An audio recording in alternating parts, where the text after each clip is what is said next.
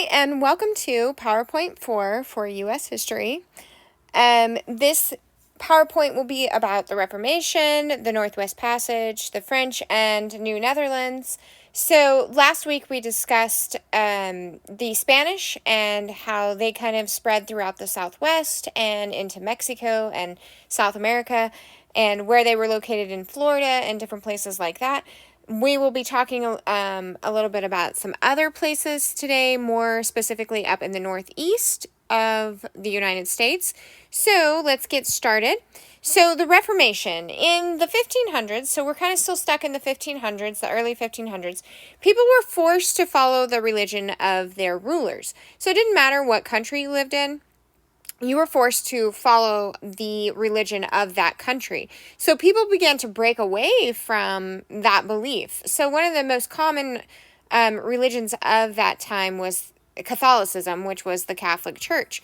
And people just didn't believe in it anymore, and they had a hard time following that faith during that time. So in 1577, Martin Luther nailed a list of complaints on the door of a Catholic church.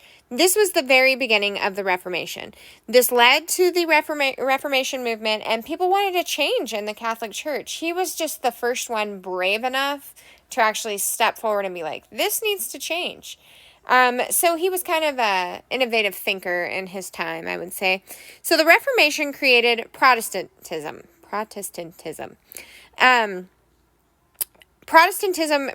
Today Protestants are basically the breakoff and the descendants of what was the Catholic Church and kind of the new forms of religion. So even today you can think of Baptist, Methodist, Church of Christ, non-denominational Christians. Those are all examples of Protestants of today's time. There was a conflict between Spain and England when England became a Protestant country. So England broke away from the Catholic Church and said, we're not going to do this anymore, and we're actually going to have Christianity as our faith that we believe, a non-denominational Christianity, not a Catholic Christianity. And so European countries began to race to the New World to settle that area and spread their religion and spread their faith. So that was one of the big things that they wanted to do whenever they set forth in the New World, which was North America at the time. They wanted God, gold, and glory. So they wanted to spread their belief in God. They wanted gold. They wanted to find gold and riches in the New World. And they wanted the glory of finding those things, spreading those things, and conquering those who got in their way. So God, gold, and glory were their main aspects of life in spreading into the New World. So the Northwest Passage was something they were really kind of searching for, because at this time, North America was not valuable for them. All it was a brand new piece of land that they hoped that they could settle at. But it wasn't the ultimate goal that they still had. They still desired to get to Asia. They still wanted to get to Asia. But now there was this big piece of land in the way, which was North America, and they really didn't know what to do. So they tried to come up with a way that they could sail around North America. So you can see on the top up here where they would sail around Canada to the north and Alaska. And they hoped that that would be the Northwest Passage. They hoped that there was a way that they could travel by water from the Pacific Ocean to the Atlantic Ocean and vice versa through the New World. So that was their hope.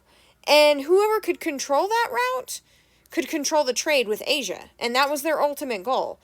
That's what they still wanted that to happen. That was still a desire that they had.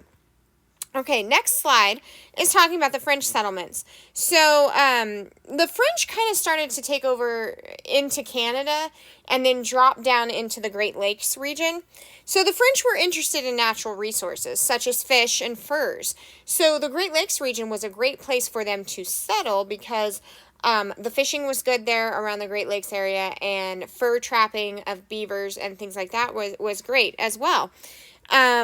They controlled that land for a long time, That's what they called New France, was around the Great Lakes area and up into Canada. That was where the trappers, traders, and missionaries settled that were from France. The French had a great relationship with the natives. They didn't try to enslave them. They didn't try to push them out of their land. They just traded with them and pretty much lived amongst them. So they had a great relationship with them. Who they didn't have a great relationship with was the British or the Spanish. So later that's going to cause some conflicts. All right, so New Netherlands was the Dutch, which were located in Europe. They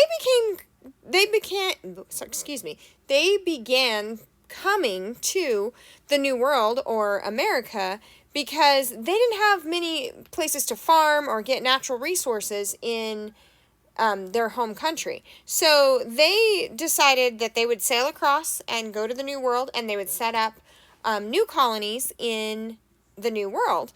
So they settled along the Hudson River, which is at the tip of Manhattan. So that's present day New York City. Okay, present day New York, that island right there where New York is located, that is where the Dutch settled first, and they called that place New Netherlands. The colony was controlled by the Dutch West India Company, so that was the beginning of New York City, okay? Later, the name changes to New York City and stuff, but right now, it's called New Netherlands. So it was originally called New Netherlands. All right, so these are some vocabulary terms for this PowerPoint. So we have the Reformation. We talked about that. It's the 16th century religious movement rejecting Catholic teachings and establishing Protestant churches. So, like we said, they didn't want to be Catholic anymore. They wanted to kind of break off and form their own religion. It didn't mean they didn't believe in the same God or anything. It just meant they wanted to practice that religion in a different way. Protestantism is a form of Christianity and in opposition to the Catholic Church. So it's a different route from the Catholic Church. Armada is a fleet of warships. So the Spanish were the ones that had the Spanish Armada, and they were a deadly set of warships. Northwest Passage, we talked about that. That was the passageway from the Atlantic Ocean to the Pacific Ocean and through North America. And we later discover, or, they later discover that they never really found that. I mean, Panama, once they make the Panama Canal, that's as close as you get, but there's really no other way to get completely through North America by water. The last one is a tenant farmer, is a settler who paid the landowner an annual rent and worked on the land. So a tenant farmer is somebody who basically rents the land from someone and then farms it, gets to keep the profit, but then pays rent. I mean, it's kind of just the same thing as a lease today, what farmers lease land for today. Okay, so this is our last slide for this week. This is talking about land claims in 1750.